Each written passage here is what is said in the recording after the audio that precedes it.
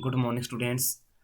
तो हम class 9th की सेकंड बुक मूवमेंट्स के थर्ड चैप्टर को पढ़ने जा रहे हैं, जिसका कि नाम है ईश्वरन द स्टोरी टेलर, और ये लिखा गया है फेमस राइटर R.K. लक्ष्मण द्वारा। ओके, तो ये जो लेसन है ये एग्जाम पॉइंट व्यू से इतना इम्पोर्टेंट नहीं है। इसमें जो क्वेश्चन है बड़े कम एग्जाम में आते हैं, तो इस चैप्टर को मैं थोड़ी शॉर्ट में पढ़ा रहा हूँ ताकि ये चैप्टर हमारा जो ज़्यादा टाइम है वो कंज्यूम ना करे। ठीक है, इसके बाद जो नेक्स्ट चैप्टर है वहाँ से क्वेश्चन एग्जाम में जरूर आते हैं, तो इसका चैप्टर का मैं आपको थोड़ी शॉर्ट में पढ़ा दूंगा और स्टोरी वगैरह बता दूंगा कि इस तरह इस लेसन में क्या था। ओके, क्योंकि ये चैप्टर काफ़ी ज़्यादा लंबा है, तो इसमें इसको रीड आउट करने में काफ़ी समय हमारा वेस्ट हो जाएगा, क्योंकि अभी हमारी जो पोइट्री सेक्शन है और जो ग्रामर सेक्शन है वो भी हमने करना है। ओके, सो इस चैप्टर को स्टार्ट करते हैं। जैसा कि मैंने आपको बता दिया, इस चैप्टर का नाम है Eswaran the story teller. Okay, जैसा कि आपको दिखाई दे रहा है Eswaran the story teller. Okay, तो आप समझ गए होंगे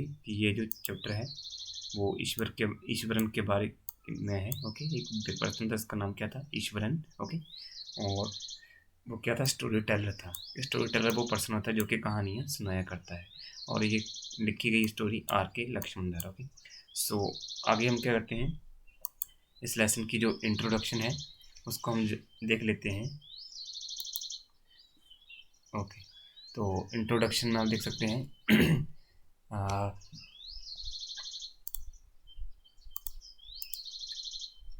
the title of the chapter Eswaran the story teller tells us the story is about Eswaran. तो इस पूरे चैप्टर में किसकी स्टोरी के बताया गया है? ईश्वरन के बारे में बताया गया है। Okay, he is called story teller because he is a good story teller. तो उसको स्टोरी टेलर इसलिए बताया गया है, यानी कहानी सुनाने वाला इसलिए बोला गया है क्योंकि वो बड़ी अच्छी कहानियाँ सुनाया करता था। ओके, इसलिए उसका नाम डाल दिया था ईश्वर द स्टोरी टेलर। ईश्वर ने uses specific effects and is body language, he does voice modification modulation to make the story realistic so that Mahendra get captivated by his story। Okay, तो आगे ये बताया गया है कि जो ईश्वरन था वो अपनी कहानियों को जब सुनाता था वो क्या करता था, उसमें स्पेशल इफेक्ट डालता था कुछ, और अपनी जो बॉडी लैंग्वेज वो भी यूज करता था। ओके, और अपनी आवाज़ को वैसे अप एंड डाउन करता था। ठीक है, आवाज़ के थ्रू ही वो कहानी को इतना ज़्यादा रियलिस्टिक बना देता था, जिसकी वजह से जो महेंद्र था जो उससे कहानियाँ सुनता था उसको ये लगता था कि ये जो कहानी सुना रहा है वो बिल्कुल कहानी बिल्कुल सही है और जैसा बोल रहा है वो सच है। ओके, सो नेक्स्ट है यहाँ पे the story wants to highlight this quality of Iswaran. तो ये जो चैप्टर है और जो स्टोरी है वो क्या हाईलाइट करना चाहती है? ईश्वरन की स्टोरी टेलिंग की एबिलिटी है उसको वो हाईलाइट करना चाहती है, that he was so good at the telling story. और ये बताना चाहती है कि वो कहानी सुनाने में काफ़ी ज़्यादा अच्छे हैं, that they appreciated to be appear to be real. और जिस तरह वो कहानियाँ सुनाता था उससे पता चलता था कि ये कहानियाँ वास्तव में सच ही है। Okay, his story were a source of entertainment of Mahindra. और जो महेंद्र था उसके लिए ये जो कहानियाँ थी वो क्या थी? एक सोर्स ऑफ एंटरटेनमेंट थी। ओके, मीन्स उससे इससे महेंद्र का क्या एंटरटेनमेंट हो जाता था। ओके, तो आगे हम स्टोरी देखते हैं। ओके, और लेसन का जो सेंटर पॉइंट है या थीम वो चेक कर लेते हैं। फिलहाल आपको ये पता चल गया कि ये जो चैप्टर था किस बारे में था। ओके ओके, सो नेक्स्ट पढ़ते हैं, हम नेक्स्ट देखते हैं।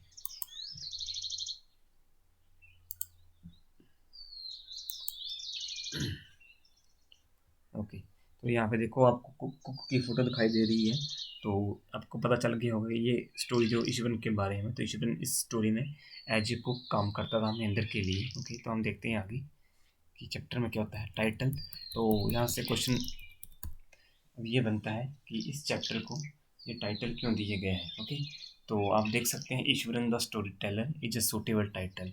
तो ये जो टाइटल है ईश्वरन द स्टोरी टेलर, ये बिल्कुल सही टाइटल है। It deals with Eswaran and his mastery of story telling. Okay, तो ये जो चैप्टर है वो ईश्वरन के बारे में, उसकी जो मास्टरी है स्टोरी टेलिंग उसके बारे में डिस्कस करता है। The whole story deals with the dramatic manner in which he made up and recounted stories. Okay, which were admirable for the style in which elements of suspense, horror and adventure were added। okay, तो next जो यहाँ पे narrator R.K. Lakshman वो ये बताने की कोशिश करता है कि जो ईश्वरन था वो अपनी स्टोरी में इस तरह का सस्पेंस हॉर्स और एडवेंचर ऐड करता था, जिसकी वजह से उसकी जो स्टोरी थी वो एडमायरेबल हो जाती थी। ओके, तो अब हम देखते हैं लेसन की थीम क्या है। तो थीम के बारे में आपने पता आपका लग ही गया होगी, स्टोरी किसके बारे में है। तो वही है यहाँ पे, a good story become interesting when the story teller twist and turn it's action make narrative surprising yet plausible. Okay, तो यहाँ पे ये बताया गया है कि एक स्टोरी अच्छी तभी बन जाती है जब उसको सुनाने वाला उसको बिल्कुल एक परफेक्ट वे से सुना है। ओके, और उसमें क्या थोड़े से वो चेंजेस भी करे ताकि क्या वो स्टोरी थोड़ी सी इंटरेस्टेड हो जाए और वो बिलीवेबल हो जाए। Iswaran told story a dramatic manner and listener listen to him in a rapt attention. Okay, तो यहाँ पे बताया गया है कि जो ईश्वरन वो स्टोरी को इसी तरह ही सुनाया करता था कि उसके जो लिसनर थे स्टोरी सुनने वाले वो क्या होते थे और भी ज़्यादा अट्रैक्ट हो जाती थी और वो स्टोरी सुनने में खो जाते थे। One must not be influenced by the superstition like ghost और spirits force sorry fear forces us to take wrong decisions. One should be bold enough to take right decision in all circumstances. तो यहाँ पे ये बताया गया है कि हमें उन अ, यानी भूत प्रेतों की कहानियों में ज़्यादा विश्वास नहीं करना चाहिए। ओके, ओके, क्योंकि ये जो फियर फोर्सेस होती हैं ये हमें किस लिए रॉन्ग डिसीजन लेने के लिए फोर्स करती हैं। One should be in bold enough to take right decision in all circumstances.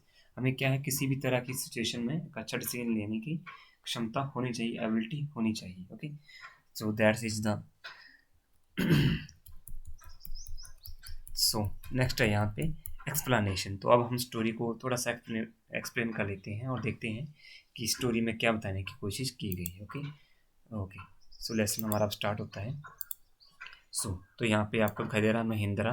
Mahindra मैंने आपको बता दिया कि महिंद्रा कौन था, ये भी आपको पता चल जाएगा आगे। Okay, related a story about his cook Iswaran to Ganesh. Okay, तो महिंद्रा क्या कर रहा है, अपनी जो कुक है उसका ईश्वरन उसकी कहानी को सुना रहा है, वो गणेश को सुना रहा है। ओके, उसके बारे में गणेश को बता रहा है कि किस तरह ईश्वरन स्टोरी सुनाता है। Mahendra work as a junior supervisor in a company. तो जो महिंद्रा है वो क्या करता है, जूनियर सुपरवाइजर की जॉब करता है एक कंपनी में। Okay, he got posted at different sites like factories, bridges, dams which were under construction. तो क्या होता है, अब ये जो महेंद्र होता है एक सुपरवाइजर होता है, इसलिए इसकी जो पोस्टर होती हैं वो अलग अलग जगह पे होती रहती हैं। जैसे कभी वो फैक्ट्रीज में काम करता है, कभी ब्रिज पे होता है, कभी वो डैम पे काम करता है, जो कि क्या होते हैं अंडर कंस्ट्रक्शन होते हैं। ठीक है, ओके, तो आपको पता चल गया कि महेंद्र कौन है और वो क्या काम करता था। ओके, तो सेकंड है यहाँ पे Mahendra's work was to keep an eye on the all worker at the site. अब महेंद्र का जो काम क्या होता है, जैसे सुपरवाइजर का काम होता है कि निगरानी करना। ओके, सुपरवाइजर का मीनिंग क्या होता है, निगरानी करना। सेम ही महेंद्र का काम क्या था कि जो वहाँ पे वर्कर है साइट पे उनको वो क्या करेगा, उनको वो देखेगा कि वो काम कर रहे हैं प्रॉपर या नहीं कर रहे हैं। He had to change place often and work at various places like a coal mine, railway, which construction sites and construction site of a chemical plant. Okay, यहाँ पे प्लांट होगा। ठीक है, तो जैसा कि मैंने आपको बताया था कि जो अपने इसी जॉब के कारण, सुपरवाइजरी जॉब के कारण जो महेंद्र था उसको क्या कई जगह पे या डिफरेंट डिफरेंट लोकेशन पे काम करना पड़ता था, such as which construction site and the construction site of chemical plants. Okay, so as Mahendra was unmarried he didn't have a family. Okay, जैसा कि महेंद्र क्या था, अभी अनमैरिड था और उसकी कोई भी परिवार नहीं था। He was able to live in this temporary quarter provided at the construction site. तो क्या था, जो वो कहाँ रहता था, जो टेम्परेरी क्वार्टर्स थे वो जो कि प्रोवाइड किए जाते थे किसके द्वारा, कंस्ट्रक्शन साइट्स पे, उस पे वो उन्हीं पे वो रहता था। Okay, he adjusted well in circuit house which did not provide the basic amenities or even the tents which were temporary in the nature. Okay, तो अब ये इस स्टोरी में कहाँ रहा था, एक सर्किट हाउस में रहा था जहाँ पे क्या था, बेसिक सुविधाएं तो नहीं थी, तो फिर भी ये जो महेंद्र था वो इन जगहों पे ऐसी जगहों पे रहना सीख गया था। ठीक है, मीन्स उसको इन जगहों पे रहने के लिए काफ़ी ज़्यादा दिक्कत नहीं होती थी। Okay, Mahendra had an advantage. तो महेंद्र के पास एक एडवांटेज थी, वो एडवांटेज क्या थी, he was accompanied by his cook. ठीक है, अकॉम्प्लेंट का मीनिंग होता है साथी सहयोगी। ओके, तो महेंद्र के साथ एक पर्सन रहता था, कौन था, जिसका नाम था ईश्वरन। ठीक है, उसका कुक था ईश्वरन, वो हमेशा उसके साथ रहता था। Iswaran was very close to Mahendra, तो ईश्वरन अब महेंद्र के काफ़ी ज़्यादा क्लोज था क्योंकि वो दोनों इकट्ठे रहते थे। एंड इज अकॉम्पेनिड हिम एवरीवेयर, जहाँ जहाँ महेंद्र जाता था वहाँ वहाँ उसके कुक ईश्वर को जाना पड़ता था, ओके, उसको खाना बनाने के लिए। He did not complain about the tough condition which he had to live. अब ये जो ईश्वरन था वो उन टफ कंडीशन के बारे में कभी भी कंप्लेन नहीं करता था, जो कि जिस जिस टफ कंडीशन में उसको रहना पड़ता था, ओके, मीन्स उसके साथ सर्वाइव कर लेता था। ओके, सो नेक्स्ट देखते हैं हम नेक्स्ट पैसेज पे क्या है।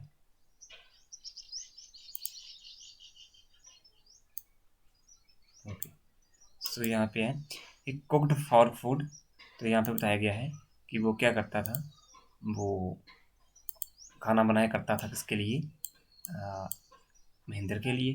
Washed his clothes and gave him company while talking to him at night. Ishwaran had a quality that he was a good telling stories, okay, good at telling stories, and he entertained Mahendra with his story which were based on different subject। तो जैसा कि मैंने आपको बताया कि जो ईश्वरन था वो महेंद्र के लिए एज ए एंटरटेनमेंट के सोर्स के रूप में काम करता था, ठीक है, और उसकी जो कहानियाँ होती थी वो डिफरेंट डिफरेंट सब्जेक्ट पे बिलोंग करती थी, ओके। तो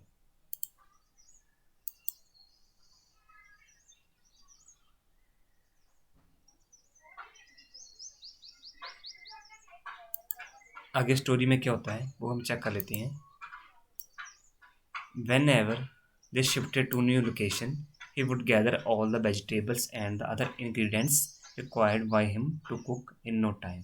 तो जब भी क्या था, महेंद्र और ईश्वरन की जो लोकेशन चेंज होती थी या उनको किसी दूसरी लोकेशन पे जाना पड़ता था, तो ये जो महेंद्र था वो क्या था, कुछ ही समय में जितने भी वेजिटेबल्स और जो इंग्रेडिएंट्स चाहिए, ठीक है, इंग्रेडिएंट्स क्या होते हैं, मसाले वगैरह जो कि खाना बनाने में यूज होते हैं, या सामग्री जो कि खाना बनाने में आवश्यक होती है, तो वो सामग्री को इकट्ठा कर लेते थे ताकि क्या उनको खाना बनाने में कोई प्रॉब्लम ना आए, okay. Mahendra would wake up early in the morning, get ready and leave for work. Mahendra हर सुबह जल्दी उठ जाता था और तैयार होके वो कहाँ पे काम के लिए चला जाता था। After he left, Eshwaran would clean their living places, wash Mahendra's clothes and have a nice walk. तो उसके जाने के बाद जो महेंद्र था वो उसके पूरे घर की साफ सफाई करता था, ओके, और खुद भी वो बात वगैरह लेता था। He would eat his lunch and read his favorite book in Tamil language. Ishwan would get carried away with details and description given in the book that he read. Then he would go off to sleep. अब आगे क्या होता है कि जो ईश्वन था lunch time में जो उसकी फेवरेट बुक थी तमिल लैंग्वेज में उनको वो रीड आउट करता था और इन बुक्स को काफ़ी ज़्यादा डिटेल में पढ़ता था, ठीक है। And then he would go off to sleep था, उसके बाद क्या था वो सोने के लिए चला जाता था। As Iswaran read stories with detailed description he narrated them in the same way, okay. तो जैसा ही क्या था, जिस तरह वो स्टोरियाँ वहाँ पे तमिल लैंग्वेज में पढ़ता उन स्टोरियों को वो महेंद्र को सुना देता था। Mahendra recollected that he would narrate even a small incident which a lot of suspense and surprise which made it very interesting for the listener। तो महेंद्र को पूरी तरह याद था कि ये जो ईश्वरन है वो स्टोरी को जब भी सुनाया करता था वो इतने प्यारे प्यारे तरीके से सुनाया करता था, ओके, कि जो इसमें छोटा छोटा जो सस्पेंस होते हैं वो भी उसको भी वन रेट अच्छी तरीके से कर देता था, ठीक, ताकि जो सुनने वाले का इंटरेस्ट वो बना रहता था, ओके। सो आज के लिए इतना काफ़ी है। आई होप आपको ये स्टोरी यहाँ तक समझ आ गई होगी और शॉर्ट नोट से जो आप पढ़ रहे हैं वो भी आपको समझ में आ गया होगा। तो बाकी का जो चैप्टर है वो हम कल पढ़ेंगे, ओके। So thank you.